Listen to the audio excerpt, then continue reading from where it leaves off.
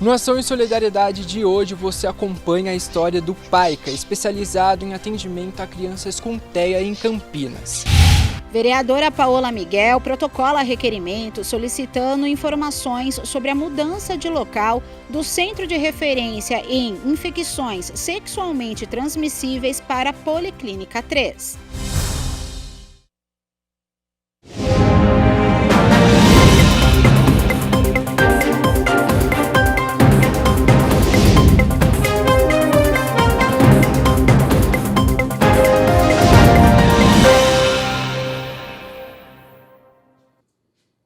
Olá, boa tarde. Chegamos ao meio da semana, quarta-feira, 4 de março de 2026. Começa agora o Jornal Câmara Notícia, ao vivo, meio-dia mais 1 minuto. Muito obrigado pela sua companhia, pela sua audiência e participe. Vamos conversar. Mande a sua mensagem para o número do nosso WhatsApp, que já aparece aqui embaixo da sua tela. 19 é o nosso DDD. Para você que é de Campinas e região, já sabe, né? Pode ir direto, 978293776, ou você pode mandar esta mensagem apontando a câmera do seu celular para o QR Code. Já aparece uma mensagem na sua tela, o WhatsApp da TV Câmara Campinas, você aperta e pode mandar o seu elogio, uma crítica construtiva, o que você quer assistir aqui no nosso telejornal, que a gente conversa ao vivo. A gente abre a edição de hoje com as notícias da metrópole, porque aqui em Campinas, o PAICA, o Programa de Atenção Integral à Criança e ao Adolescente, mantém um atendimento especializado a crianças e adolescentes com o transtorno do espectro autista. Diante do aumento da procura e da fila de espera, a instituição busca novas parcerias e o apoio da comunidade para garantir a continuidade dos serviços.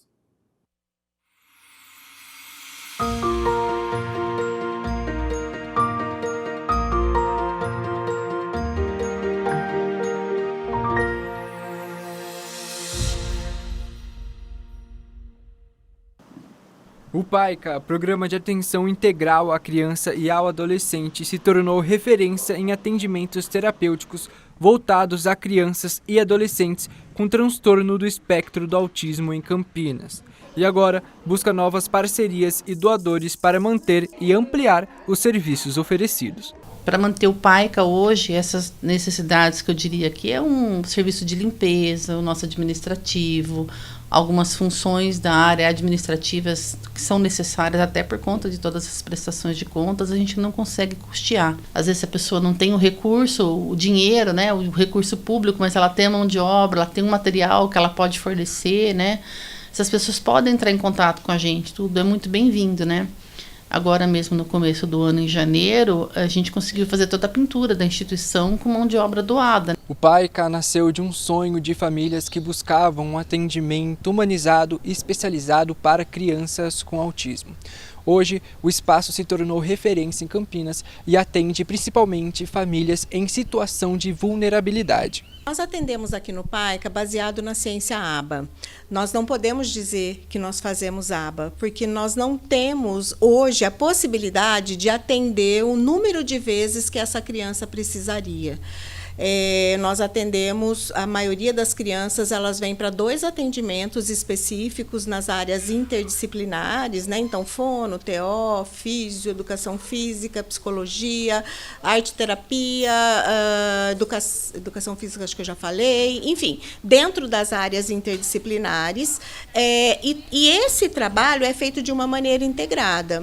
Atualmente, o PAICA realiza cerca de 1.500 atendimentos terapêuticos por mês e acompanha 85 crianças e adolescentes, oferecendo também suporte às famílias. Que isso reflete, né, todo o nosso compromisso mesmo, toda a nossa gestão, a nossa equipe, todo mundo é muito comprometido. A gente costuma dizer que as pessoas que chegam aqui no PAICA e não têm, além do olhar profissional, um olhar social, acaba não ficando. A participação de voluntários já faz diferença no cotidiano do PAICA, contribuindo para as atividades, o fortalecimento dos projetos e o atendimento às crianças e às famílias. É de uma alegria imensa, porque todos eles têm um potencial, só que eles precisam da ajuda para fazer o caminho.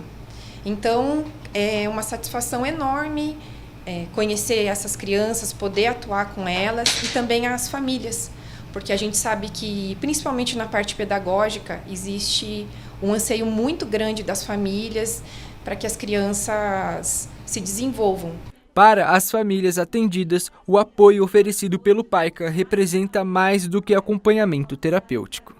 O PAICA para a gente é muito importante, sobretudo para a Malu, porque a Malu adora vir aqui. Ela espera chegar o dia, ela tem de sexta-feira ao atendimento da conterapia, que é de sexta-feira, e ela ama vir aqui, ela espera, ela se prepara na noite anterior, e a ideia é a gente seguir aqui no PAICA até quando puder.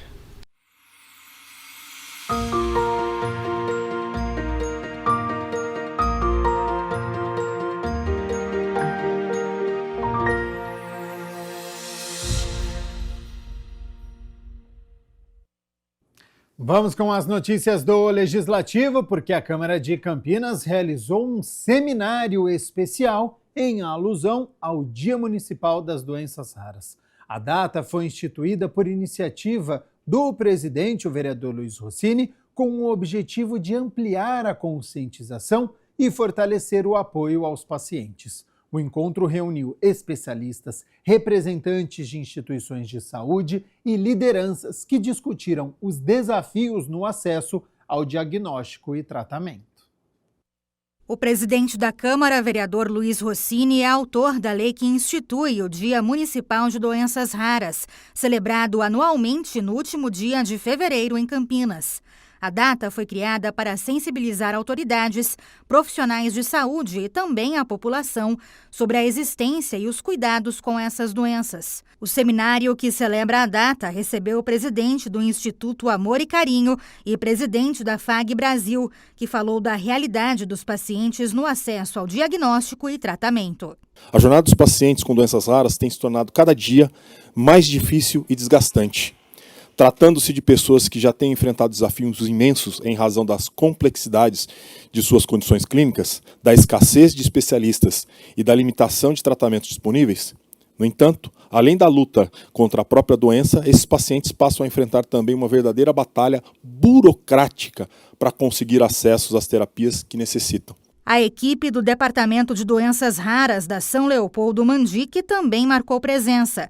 O diretor falou sobre o papel transformador da instituição, que oferece especialização para atendimento odontológico de pacientes com doenças raras e necessidades especiais. Somos uma instituição também da área de odontologia.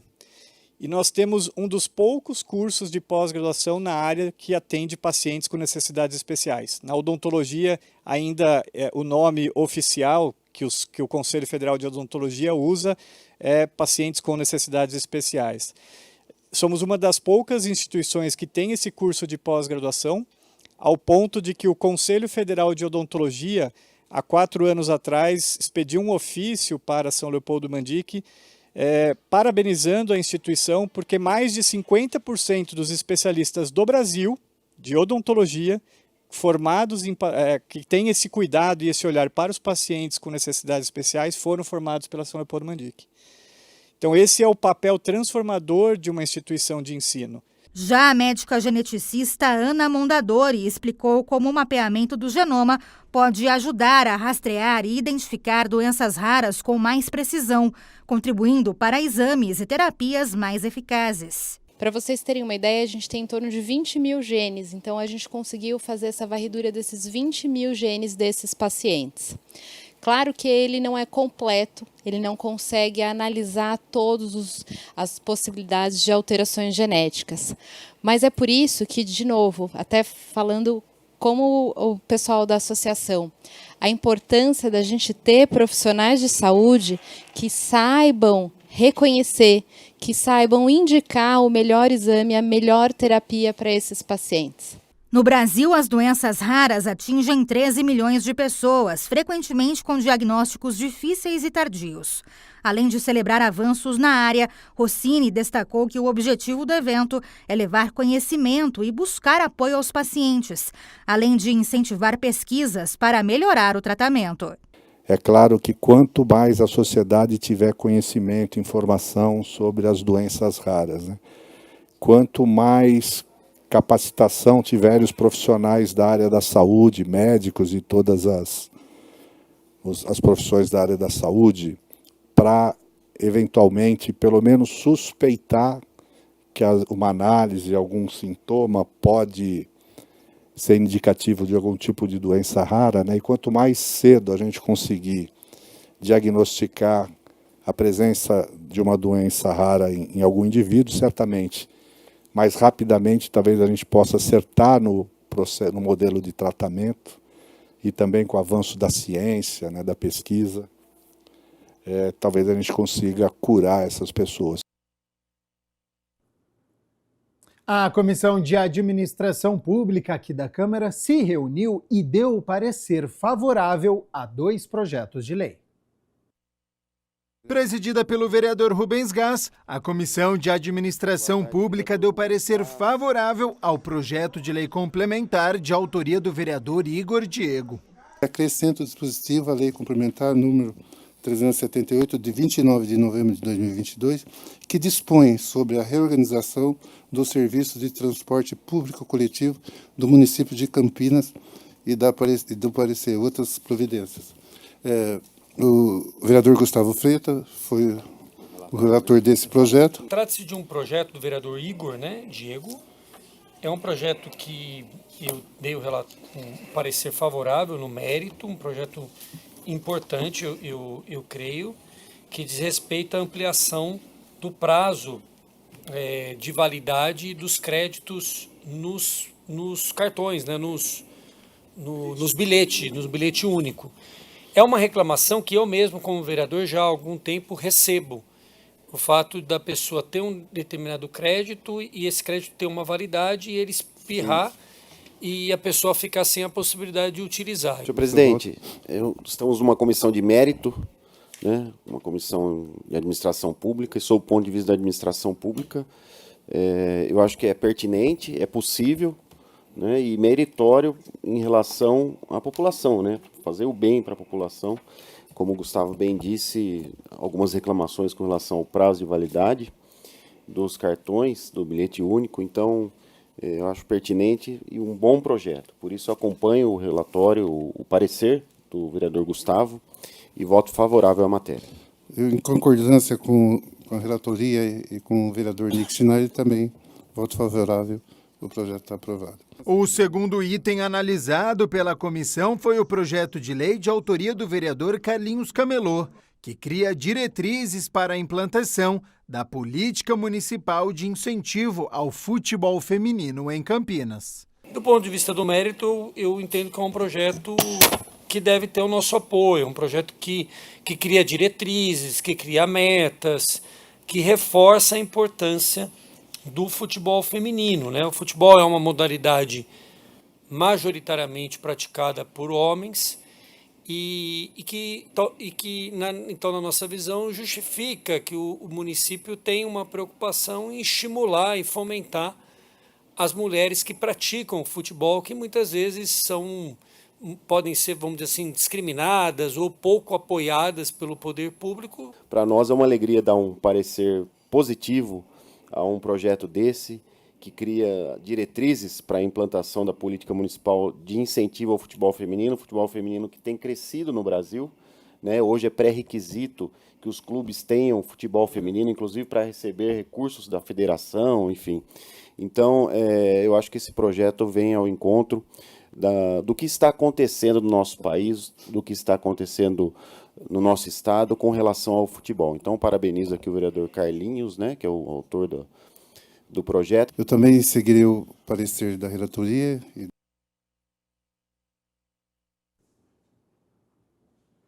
A Câmara Municipal de Campinas vai analisar um projeto de lei complementar que propõe o enquadramento de profissionais da educação infantil na carreira do magistério.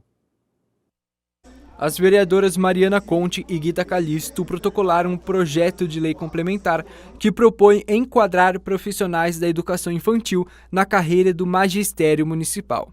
A proposta cria o cargo de professor de desenvolvimento infantil e inclui agentes de educação infantil e monitores infanto-juvenil 1 no plano de cargos do magistério. É o reconhecimento que nós somos professoras. E por que nós somos professoras? A educação infantil é uma etapa da educação básica, mas ela é uma etapa especializada. A própria LDB fala que cuidar e educar é indissociável.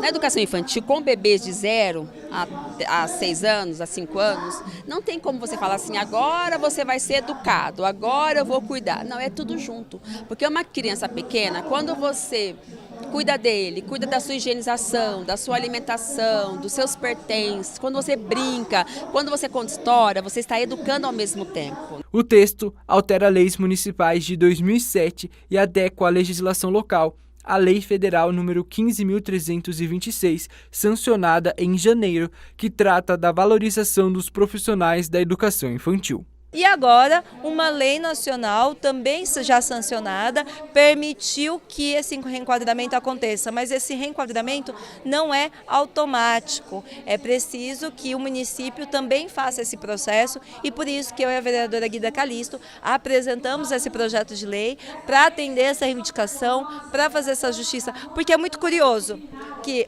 as monitoras de educação infantil, em alguns momentos, elas são consideradas como da educação. Em termos de obrigação, elas são consideradas como trabalhadores da educação. A jornada também será reorganizada, garantindo que ao menos 1/3 da carga horária seja destinado a planejamento e formação, como já ocorre com os demais professores da rede. Essa é uma luta histórica de enquadramento, ou seja, para reconhecer que nós somos todas professoras, porque a gente cumpre a mesma função. Não tem. E o que as prefeituras fizeram? Campinas foi uma delas. Reveste somente um profissional do cargo de docente e as demais profissionais ele precarizou, né? Coloca como se fosse apoio. Mas apoio é aquele profissional que entra na sala de aula, por exemplo, e vai lá, limpa o chão. Ou vai lá, oferece, faz alimentação e as crianças vão lá se alimentam. Mas nós não somos apoio, porque a gente não pode se ausentar da sala de aula. Para quem ainda não possui a formação exigida, o texto prevê prazo de até 10 anos para a regularização. Então, o que nós queremos também é fazer justiça, né? Então, por isso que a gente acha muito importante essa casa aprecie, vote e obrigue o prefeito Dario Saad, então, a fazer em Campinas esse ajuste e atenda essa reivindicação histórica. E a gente segue com a vereadora Mariana Conte porque ela protocolou um projeto de lei complementar que autoriza o pagamento de benefícios suspensos durante a pandemia. A proposta prevê a recomposição dos valores com correção pela taxa Selic.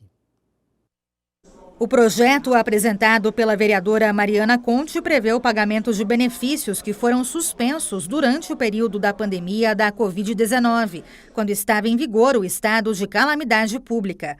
A medida atinge servidores municipais impactados por um decreto de 2020 que proibiu pagamentos retroativos de direitos como anuênio, triênio, quinquênio, sexta parte e licença-prêmio, entre 28 de maio de 2020 e 31 de dezembro de 2021. Agora, com a aprovação da lei federal e a sanção do governo Lula, que permite que os estados e municípios façam essa reparação de direitos, eu apresentei esse novo projeto para atualizar frente à decisão da lei nacional e, assim, na verdade, é para ontem, né? O governo Dário está atrasado de fazer essa reparação de justiça. Por quê? Porque o tempo trabalhado durante a pandemia dos servidores públicos que estiveram na linha de frente não está sendo contado para quinquênio, para benefícios. Então a gente precisa que esse tempo de trabalho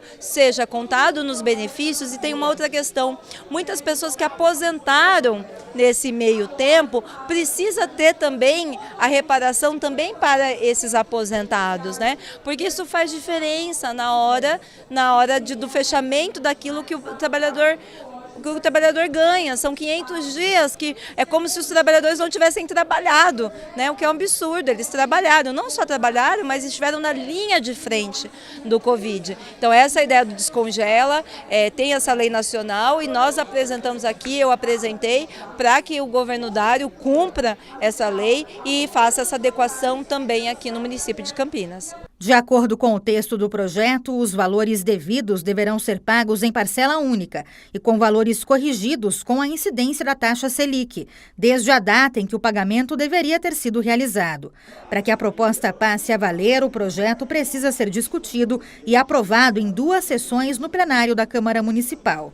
Depois disso, o texto deve ainda ser sancionado pelo prefeito Dário Saad. É preciso pressionar o governo, quero convocar todos os trabalhadores, servidores públicos para assinarem abaixo-assinado e participarem das atividades de mobilização. Vereadora Paola Miguel pede em requerimento informações à Prefeitura sobre a mudança de espaço físico do Centro de Referência em Infecções Sexualmente Transmissíveis para a Policlínica 3. A vereadora Paola Miguel protocolou um requerimento solicitando informações sobre a mudança de espaço físico do Centro de Referência em Infecções Sexualmente Transmissíveis e AIDS de Campinas para a Policlínica 3. Um dos questionamentos da parlamentar são as medidas que estão sendo tomadas para assegurar que a mudança não afete a qualidade do atendimento e a acessibilidade aos serviços oferecidos. A gente hoje, quando a gente fala da legislação, né, com relação à população que convive com HIV/AIDS, há o sigilo. E atualmente, né, o CR se encontra na região central e onde ele não divide esse espaço com ninguém. A mudança para a policlínica, ela pode representar um espaço mais estruturado, um espaço mais adequado, um espaço que foi preparado para a saúde, mas os usuários teriam que dividir esse espaço com o Distrito de Saúde Sul. E isso poderia gerar um processo de constrangimento por ter outras pessoas, para além do serviço, também circulando naquele mesmo espaço. A outra coisa é com relação à mudança de território. Então a gente está falando de uma mudança da região central para ali do lado do Mário Gatti. Então isso faz com que as pessoas que cheguem, né, consigam chegar no centro com mais facilidade, principalmente quando a gente está falando das regiões que são como Jardim Amazonas, até mesmo as pessoas aqui da região central, região de Barão Geraldo, da região de Sousas, região de Joaquim Egídio, tenham que se deslocar mais. Então vão ter que fazer uma baldeação para conseguir chegar no espaço. E isso pode impactar também no número de usuários. Então esses são os desafios, né, os questionamentos que a gente apresentou para o prefeito Dário Saad e principalmente se vai ter essa divisão de espaço. Porque hoje, né, a avaliação é que o espaço ele é adequado, mas desde que ele seja ocupado única e exclusivamente pelo CR, dividindo o espaço com o Distrito Sul, que iria para lá por conta de uma reforma, né, que aconteceria no espaço deles, isso poderia ficar apertado. Então, a gente tem dúvida, né, se essa mudança com o Distrito Sul no mesmo espaço representaria uma diminuição de usuários. O Poder Executivo tem 15 dias prorrogáveis pelo mesmo prazo para responder ao requerimento ao contar do dia da sua protocolização. 12:00 mais 23 minutos. Muito obrigado pela sua companhia, pela sua audiência. Estamos ao vivo nesta quarta-feira e olha só, hoje é dia de reunião ordinária, a 9ª deste ano de 2026. Vamos abrir o site aqui da Câmara, campinas.sp.leg.br. Aqui você fica muito bem informado, a pauta completa com todos os itens que serão discutidos e votados. Olha só aqui, ó, Câmara vota projeto que determina a divulgação de informações sobre a doença rara de neurofibromatose nos centros de saúde. Então este é um projeto que vai ser analisado em primeira votação. De autoria do vereador Eduardo Magoga, determina que os postos de saúde, os hospitais, as unidades de pronto atendimento, as UPAs aqui de Campinas, passem a divulgar informações sobre a neurofibromatose, principalmente a chamada doença de von Recklinghausen, que é a forma mais comum da enfermidade, também conhecida como a neurofibromatose tipo 1.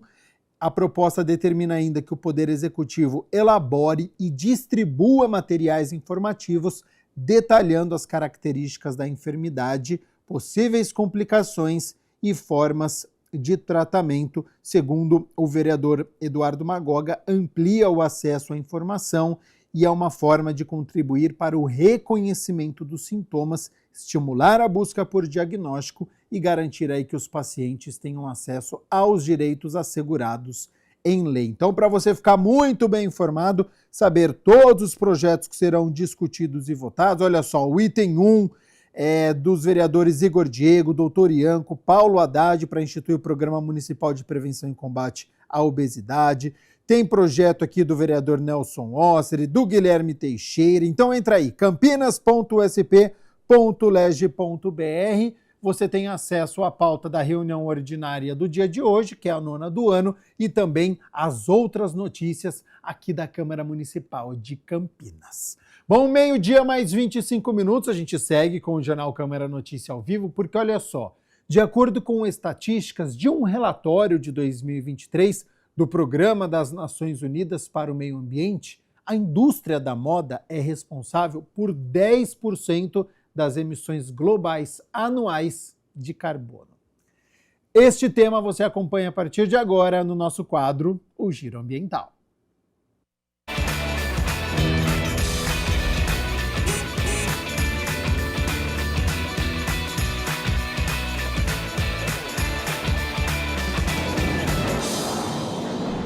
Olá, está começando mais um Giro Ambiental. E aí, você já parou para pensar de onde vem a roupa que você está usando agora? Quanto tempo ela dura e qual o impacto que esse consumo tem no planeta? Hoje nosso giro é pelo universo da moda e do consumo consciente. Para isso, a gente recebe o geógrafo Gabriel Ferri, que pesquisa moda sustentável. Gabriel, muito obrigada e seja bem-vindo. Muito obrigado pela oportunidade de estar aqui, é um prazerzão. Gosto muito de compartilhar sobre moda sustentável, sobre sustentabilidade na internet, de uma forma cotidiana. Para quem não me conhece, sou o dono do canal Planeta Pós-Pandemia e vamos trocar essa ideia porque estou bem empolgado aqui para todo mundo conhecer um pouco mais a fundo das suas roupinhas aí diárias. Legal. Gabriel, para a gente começar, eu queria esclarecer algumas nomenclaturas. A gente ouve muito falar sobre fast fashion, né? Mas o que seria o fast fashion? Eu acho que, em resumo, assim, para não ficar muito maçante, muito chato, seria aquela moda rápida, descartável, que também não valoriza uma mão de obra, né, na cadeia. Então, vamos falar da cadeia produtiva, né? Que ela não é certificada. Normalmente, ela é feita com muito petróleo através do poliéster, elastano. Essas fibras que são mais baratas para a gente vender, né? Só que a gente sabe que quando a gente coloca na máquina de lavar, principalmente, elas duram muito pouco, né? Então esse fast fashion é mais voltado para essa moda que a gente vê, assim, que todo mundo usa uma roupa a cada semana e praticamente joga ela fora, né? E por que esse modelo de produção ficou tão popular nos últimos anos? As redes sociais têm influência também sobre esse consumo desenfreado? Com certeza. Ela se tornou popular nos últimos anos, principalmente por causa do consumo, né? Nas redes sociais. Eu acho que as pessoas consumindo mais as redes sociais, elas vão ter mais vontade de consumir roupas que elas se inspiram em famosos, em pessoas. Então acaba que essa moda rápida também é muito favorável ao crescimento das redes sociais. A gente vê já diversos danos socioambientais provocados por essa produção e esse consumo exacerbado, né? Sim, você citou agora esse consumo afeta, né, o socioambiental. As pessoas não imaginam, mas qual é especificamente esses impactos ambientais? A gente pode partir de uma ideia de, principalmente, exploração de mão de obra, né? A partir do momento que a gente está pagando muito pouco para a produção desenfreada daquilo, a gente está explorando uma mão de obra.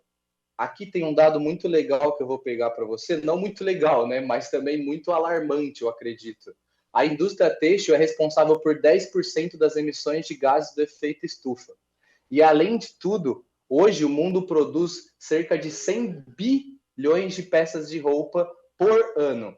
É simplesmente o dobro em relação aos anos 2000. Então, são 3.000 peças por segundo em escala mundial. Então, já pensou isso, né? 3.000 peças por segundo, é um absurdo. É muita coisa que a gente está colocando no mundo, assim, quando a gente pode ter outras soluções plausíveis para esse contexto. Hoje a gente enxerga muito o fast fashion como a solução final do mundo da moda, e a gente tem muitas alternativas também que estão se criando aos poucos, que, a gente previne um pouco desses impactos socioambientais tão gigantescos, né? Tanto numa cadeia de produção, com relação à exploração de mão de obra, muito da gente vê também costureiras ganhando poucos centavos, mínimos centavos a cada peça, e também no meio ambiente a gente está falando de resíduos, né? A gente está falando de lixo, a gente está falando de emissão de gases de efeito estufa, tal da poluição para a produção também dessas roupas. A gente está falando também, como eu disse aqui no começo, de poliéster, a gente está falando de coisas que têm a sua matéria-prima, o petróleo. Então a gente tem que trazer algumas soluções que sejam viáveis também financeiramente, né, para a galera, e também que a gente deixe esses impactos aí tão grandiosos de lado. Sim. E você falou dessa produção desenfreada, né? O que acontece com a maioria das roupas depois que elas são descartadas?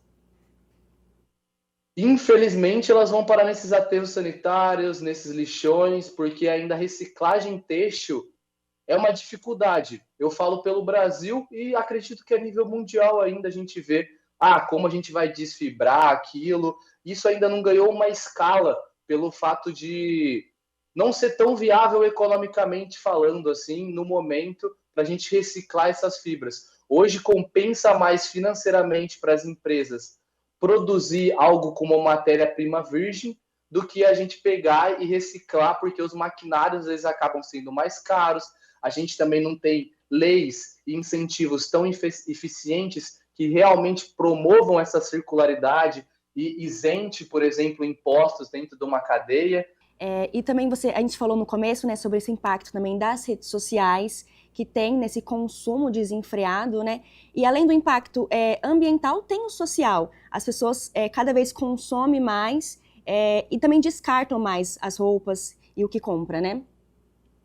Sim, acabam descartando muito mais, como eu trouxe para você esses dados aí, e a gente não tem essa reciclagem. A gente não tem essa reciclagem das fibras, a gente não tem uma circularidade. Eu diria para você que uma solução diante disso tudo que a gente pode criar são os brechós, né? São essas modas de segunda mão. Quando a gente está falando de fast fashion, por que não circular essas peças? Se elas têm uma durabilidade um pouco melhor, que muitas das pessoas, quando eu posto sobre fast fashion nas redes sociais, elas falam, não é assim, eu já lavei diversas vezes, e você está muito equivocado, e você está muito errado. Então, beleza, tá boa, de qualidade, não quer mais usar? Tira ela do guarda-roupa ali parada que está empoeirando, vamos circular um pouco dessas peças. Você também citou um pouco anteriormente sobre a mão de obra, né, dessas pessoas que produzem essas peças. E quando a gente está falando de uma peça muito barata, que tipo de custo está escondido por trás desse preço que as pessoas pagam mais abaixo do mercado? Está escondido toda essa cadeia que a gente está falando, assim, de exploração, eu diria assim, dos nossos recursos naturais, do nosso social, de todas essas vertentes mesmo, que realmente a sustentabilidade está interdependente dentro dessa entrega para nós. O que está escondido ali é um valor que realmente é o que eu falo, né? Você não está pagando, mas alguém com certeza está. Seja perto de um lixão, que está sendo, por exemplo, a gente vê o deserto do Atacama, né? Vamos usar umas situações, alguns também lugares na África ali, que são utilizados como lixões dentro dessas atmosferas da moda, né? Então a gente exporta resíduo têxtil, quando a gente podia vestir pessoas, se isso tivesse qualidade, para a gente queimar. Olha onde a gente chegou, né? E você falou sobre o slow fashion. O slow fashion é a moda sustentável? E as pessoas costumam falar, igual você citou também, que ela costuma ser mais cara. Ela é mais cara por conta da matéria-prima que é mais limpa? Isso. O slow fashion é realmente essa moda contracorrente, como eu falei mesmo, do fast fashion. Enquanto o fast fashion vai defender uma moda rápida, descartável e que também não recompense justamente as costureiras, o pessoal que está na mão de obra, a gente vê que o slow fashion ele está pagando mais para a costureira, ele está se preocupando um pouco mais também com a relação da produtividade. Então, como eu falei, o slow fashion, na maioria das vezes, ele vem do petróleo, né? A gente está falando com fibras mais que vão ser descartadas ali e elas não vão ter uma decomposição, eu diria, tipo assim, tão rápida quanto a matéria-prima vegetal. Vamos colocar numa escala que os dois demoram muito tempo, tá?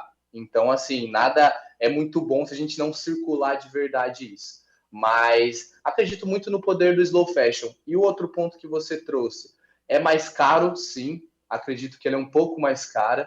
Mas a gente está trazendo cada vez mais processos e possibilidades para ela se tornar mais barata. Eu que já estudo isso já faz um tempo, eu vejo isso se tornando um pouco mais acessível para a galera, porque as marcas também estão se importando mais com isso. Então vamos estar falando, as lojas de departamento, as próprias fast fashion, já estão trazendo coleções ali que sejam mais ligadas ao consumo consciente, ao slow fashion ali, porque tem gente realmente se preocupando com esses dados.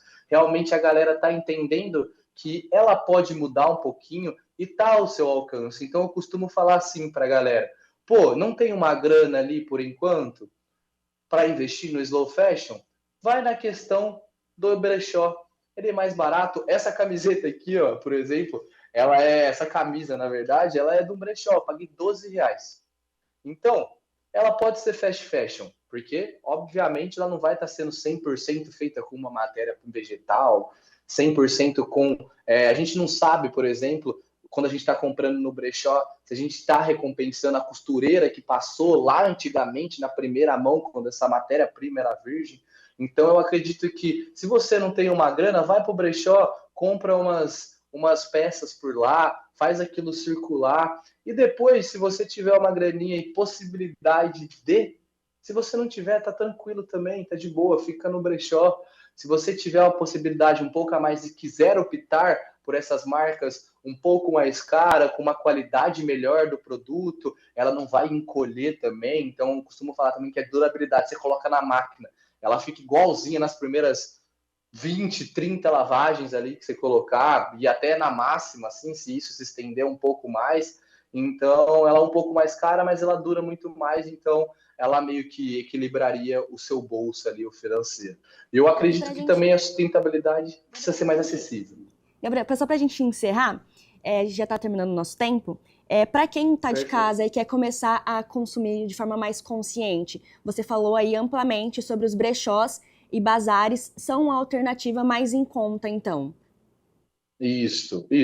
São uma alternativa mais em conta. Eu costumo indicar bastante também no meu canal, no Planeta Pós-Pandemia, sempre falo bastante disso por lá. Trago também as marcas que confio do slow fashion. Então, acredito que também, para você mudar um pouquinho, é importante você pesquisar, ir atrás de tudo que você consome, que você vai achar soluções que sejam viáveis financeiramente para o seu bolso.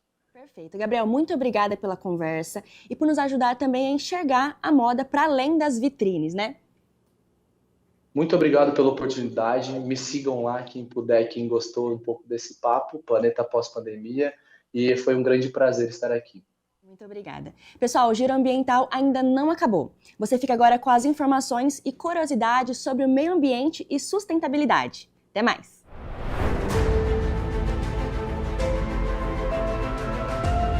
Cientistas brasileiros registraram o primeiro relato de leucismo em um macaco prego da espécie Sapajus libidinosus. O pequeno primata foi avistado no Parque Nacional de Ubajara, no Ceará, e apresenta manchas brancas na pelagem, uma condição genética rara. Diferente do albinismo, o leucismo afeta apenas a pigmentação dos pelos, mantendo os olhos escuros. Com cerca de 3 meses de vida, o filhote vive na serra de Ibiapaba, sob monitoramento do ICMBio. A descoberta é considerada inédita e abre uma nova oportunidade para estudos sobre mutações cromáticas em populações selvagens.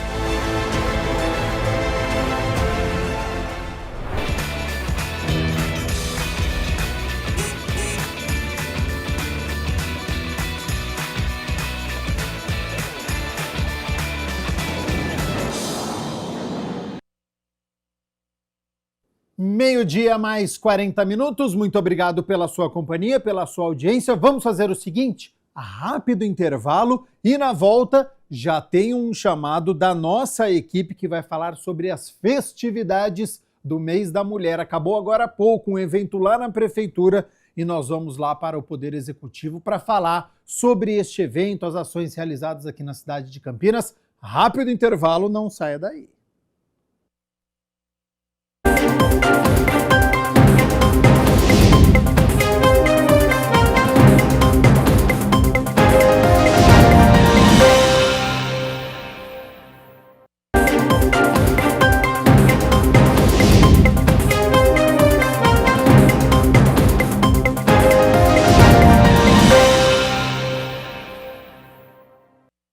Câmara Notícia de volta e olha só, acabou agora há pouco na Prefeitura de Campinas a cerimônia de abertura das festividades do mês da mulher e foi lançada a exposição Por Eu Ser Mulher. A repórter Camila Borges acompanhou tudo, traz agora as informações. Seja bem-vinda e boa tarde, Cami. Oi, Gabriel, boa tarde para você e para todos que acompanham o Câmara Notícia. O evento foi promovido pela Secretaria de Políticas para as Mulheres e, como você falou, marcou a abertura oficial do Mês das Mulheres e também da exposição chamada Por Eu Ser Mulher. E para falar um pouco mais sobre essa exposição e sobre o evento, está aqui ao meu lado a secretária da pasta, Alessandra Herman. Alessandra, muito obrigada por nos receber e seja bem-vinda. Muito obrigada pela participação de vocês, por esse convite aqui, para poder ter esse espaço de fala. E dizer que assim, eu fiquei muito feliz, muito emocionada com uma quantidade de mulheres aqui, de diferentes lugares que vieram nos prestigiar, vieram conhecer essa exposição, nos agradeceram por ter feito tudo isso. Então, assim, para a gente como secretaria foi assim, extremamente emocionante. E essa exposição, ela homenageia mulheres que ocuparam espaços tradicionalmente masculinos, né? Exatamente, a gente quis mostrar justamente isso. Essas mulheres que tiveram coragem de realmente, como eu falei no meu discurso, né, de estourar essa bolha, de entrar, de seguir em frente, mesmo quando todo mundo dizia não, imagina, isso é impossível, você ser mecânica de aviões, você competir, você, enfim. A gente quis mostrar que realmente quando a sociedade ajuda e reconhece essas mulheres, a potência que elas se transformam. E também marca a abertura da programação do Mês das Mulheres. O que vai acontecer durante esse mês? Nós vamos ter muitas palestras, nós vamos ter fórum de debates, nós vamos ter o lançamento de programas como o da educação, que vai ser um programa muito bacana aqui em Campinas, um programa pioneiro. Nós vamos atingir crianças do 1º ano até o 8º. Vamos falar sobre violência doméstica, violência de gênero, misoginia, masculinidade. Vamos trazer também uma formação para os professores das escolas municipais em segurança e cidadania digital, ou seja, vai ser um mês muito pungente. E também a senhora citou sobre os desafios, né, enfrentados recentemente em relação às mulheres, feminicídio, violência contra as mulheres. Quais são as principais dificuldades que a senhora enfrenta na frente da secretaria? Olha, eu costumo dizer que Campinas, né, é uma cidade muito privilegiada nesse sentido, porque existe uma rede de apoio muito efetiva e eficaz. Então, o nosso desafio agora é levar essa rede de apoio aonde ela não está chegando. É tirar essa rede de apoio aqui da região central e levar até os territórios. Nós já começamos a fazer isso através da primeira edição do nosso programa chamado Raízes, onde a gente deu oportunidade para as empreendedoras do Parque Osiel comercializarem os seus produtos. Nós fizemos um show com batalhas de rima protagonizado por mulheres. Falamos sobre o CEAMO, que é o nosso centro de referência e apoio a mulheres vítimas de violência. E a gente pretende dar continuidade, fazer várias edições e dessa forma ir entrando e levando os nossos serviços cada vez mais aonde estão as mulheres que realmente precisam. E Campinas também lançou recentemente a cartilha, né, de proteção às mulheres contra o feminicídio. Qual a importância também de ter essa orientação às mulheres do município? É justamente mostrar para a população o que existe, quais são os serviços que Campinas disponibiliza, né? Não só de enfrentamento à violência, mas de programa de empreendedorismo, de inclusão social, de saúde mental. Ou seja, essa cartilha traz todas essas informações reunidas em um lugar só para que elas tenham acesso e possam desfrutar de tudo que está sendo oferecido. Gabriel, também estiveram presentes aqui no evento várias autoridades, como o vereador e presidente da Câmara, Luiz Rossini, o vereador mineiro do Espetinho, o Luiz Iabico e também o Igor Diego, que deu uma palavrinha com a gente. Vamos ouvir. Vereador, qual a importância desse evento e dessa exposição para homenagear as mulheres de Campinas, né? Olha, essa exposição que abre o mês internacional das mulheres, né, foi muito importante, porque é um ato aqui simbólico para reconhecer, homenagear, mas também para fazer uma provocação. O que o mês das mulheres realmente, que é um mês de luta e um mês de reflexão, como a Câmara Municipal, o Poder Executivo, né, e todas as esferas possam pensar em conjunto no avanço dessa política pública, dessa pauta tão necessária no nosso mundo, inclusive aqui na cidade de Campinas. E, vereador, na sua fala, o senhor citou a importância de ter mulheres em posição de liderança, né?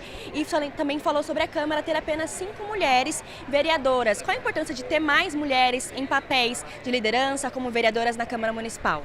Olha, quando uma mulher ocupa um espaço de decisão, a gente acredita que as políticas públicas avançam. Então, é importante na nossa política a gente incentivar as candidaturas das mulheres, as mulheres que estão ali na ponta. É muito mais difícil hoje para uma mulher conseguir vir candidata, porque além da campanha ela tem as outras obrigações que ela tem que fazer, tem a família e muitas vezes essas responsabilidades que caem sobre, né, aos ombros das mulheres impeçam elas, desanima, desmotiva elas de vir para a política. Então, vamos fazer política pública incentivando a vinda de mulheres para os espaços de decisões da nossa cidade.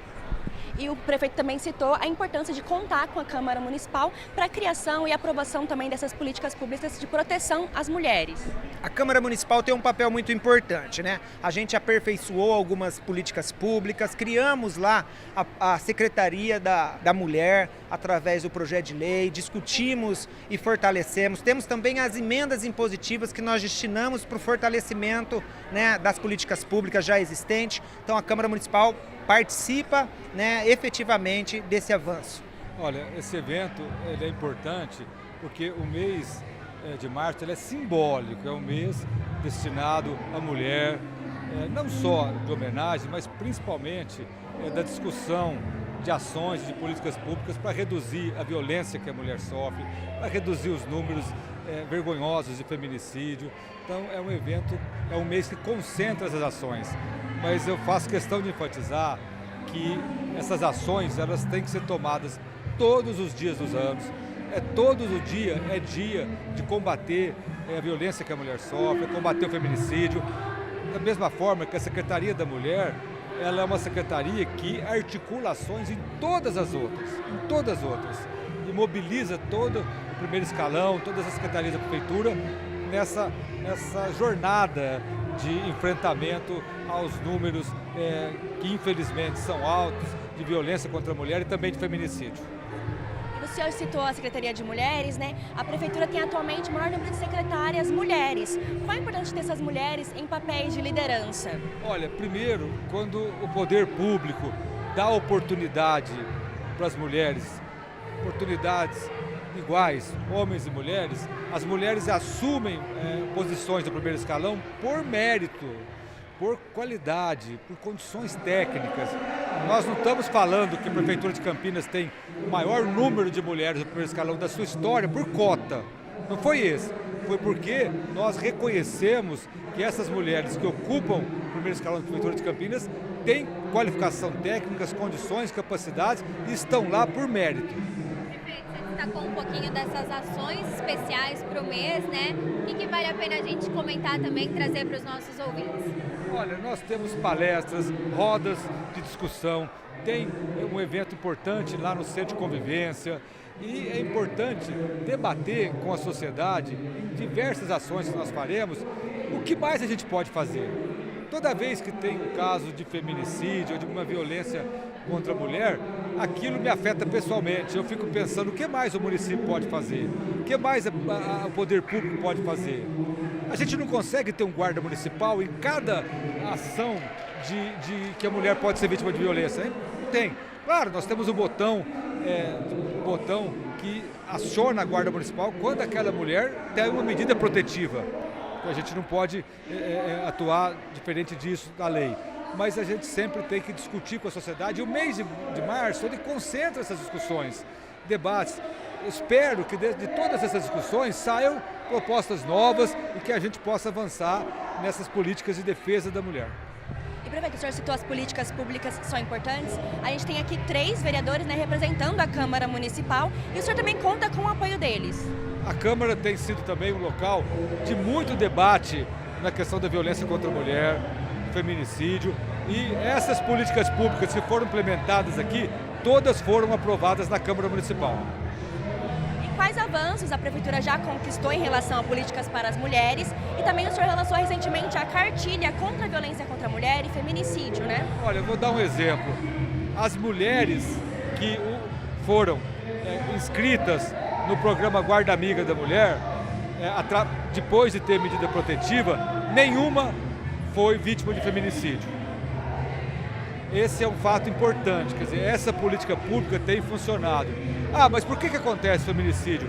Porque, infelizmente, muitas mulheres que são vítimas de feminicídios não fizeram boletim de ocorrência, não pediram medidas protetivas. Claro que não é fácil para a mulher, é uma situação extremamente complexa, mas quando a mulher entra, por exemplo, nesse programa Guarda Amigo da Mulher, que tem o botão de pânico, o botão que chama a guarda imediatamente se aquele homem que tem uma medida protetiva contra ele chegar próximo, a guarda está próximo para atender. Infelizmente, há uma dificuldade, não só em Campinas, mas uma dificuldade histórica das mulheres denunciar, das mulheres procurar ou a delegacia da mulher, ou procurar muitas vezes a justiça por uma medida protetiva. Mas quando ela entra nesse programa, por exemplo, tem sido um sucesso.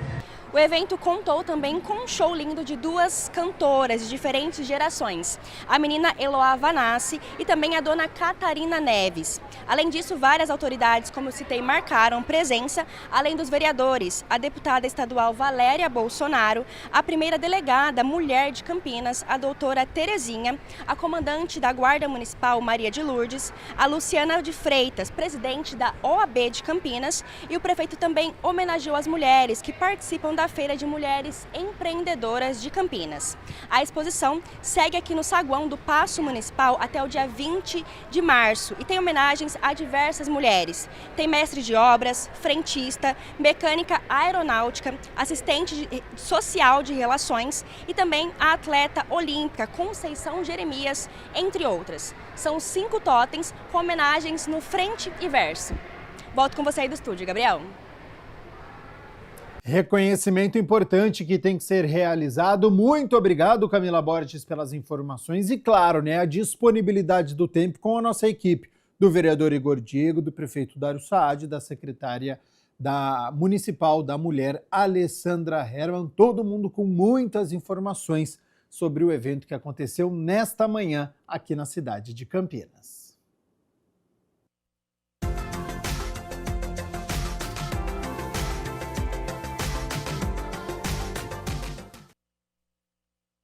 Para amanhã, quinta-feira, por enquanto, sem alterações no tempo, então o sol continua aparecendo entre algumas nuvens, mas não tem previsão de chuva generalizada pela cidade. A temperatura segue um pouco mais baixa, pela manhã, vai subindo ao longo do dia e volta a cair à noite. Elas já estão aqui na minha tela. Para amanhã, quinta-feira, então, nós temos mínima de 18 graus, e a máxima pode chegar aos 31 graus aqui na cidade de Campinas. O Jornal Câmara Notícia fica por aqui. Muito obrigado pela sua companhia, pela sua audiência. Continue na nossa programação. Lembrando que hoje é quarta-feira, portanto é dia de reunião ordinária, a 9ª deste ano. Os vereadores se reúnem a partir das 6 horas da tarde para discutirem e votarem 10 projetos que estão na pauta. Você pode entrar no site da Câmara, conferi-los na íntegra no campinas.sp.leg.br. Eu fico por aqui, volto amanhã ao meio-dia, ao vivo. Te espero, até lá. Tchau, tchau.